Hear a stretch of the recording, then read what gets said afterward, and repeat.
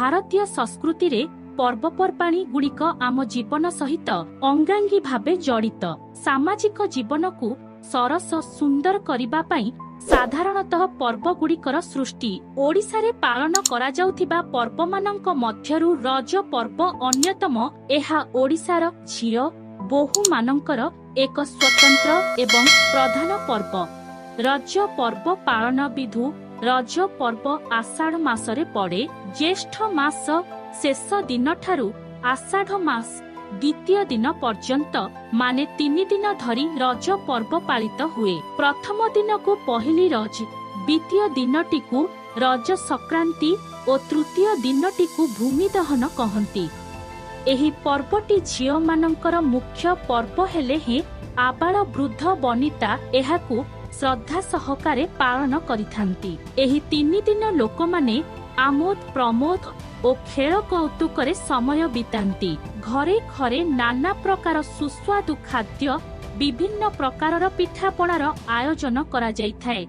सजुबाज दिन पोड़पिठा प्रस्तुति रज पर्वर विशेष आकर्षण। पहिली रज सकाळु झियो और बोहू माने निजर नित्य कर्म सारी नूतन वस्त्र परिधान करिथांती। चंदन टीका, पादरे अलता, चथुरे कजल, मुंडरे टिकिली बा सिंदूर टीपा सेमानंक सौंदर्य बढ़ाई थाए।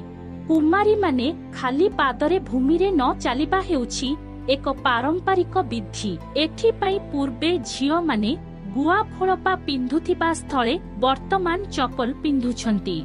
रजरे दोली खेल झियो मानंकर विशेष आकर्षण। झियो माने दोली खेलिबाकू सते जेपरी रज पर्व को अपेक्षा करिथांती। प्रति गार गछ मानंकरे रज दोली लागिथाए। झियो बोहू माने मन आनंदरे गाँ गाँ बुली दोली खेलंती। सेमानंक कंठरू भासी आसे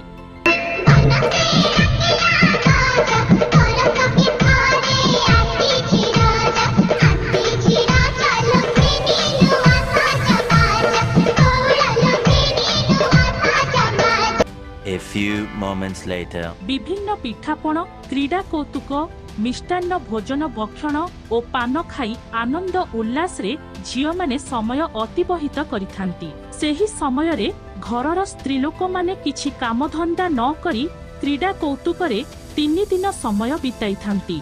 पुओ माने पिठापणा खाई आनंद सहकारे तास पसा बागुड़ी खेली समय अतिबाहित करिथांती। तृतीय दिन बा भूमिदाह दिवसटी बसुमतींकर विश्रामर दिन अटे। एही दिन माटी को आघात लागिला भली कौनसी कार्य करा जाय नाही। चतुर्थ दिवसटी ठाकुराणी स्नान दिवस रूपे पालन करा जाय। लोक माने घरे ठाकुराणी को स्नान कराई नैवेद्य अर्पण करंती। घर अगणारे हल लंगल शिलपुआ इत्यादि को हलदी रे स्नान कराई पूजा अर्चना करा जाए। एही ठारे रज पर्वर परिसमाप्ति घटी थाए।